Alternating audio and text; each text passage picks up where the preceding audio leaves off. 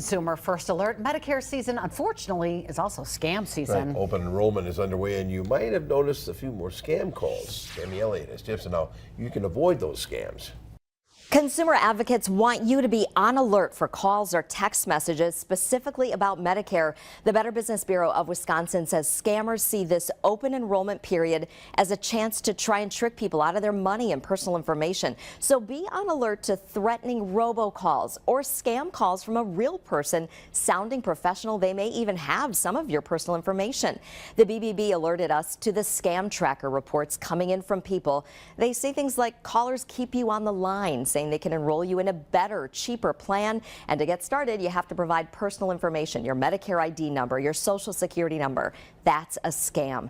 Don't trust a name or phone number. They can make that call appear like it's coming from Medicare or a trusted source.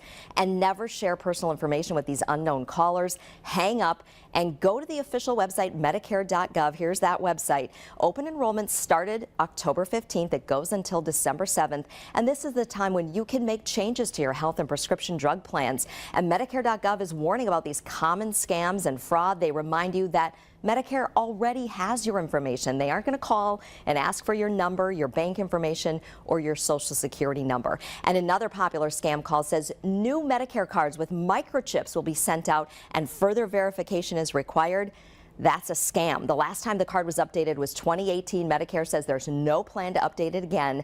And also be alert to a call offering free health care equipment in exchange for your Medicare number. Let your loved ones know to hang up and report these scams. Tammy Elliott, Action 2 News.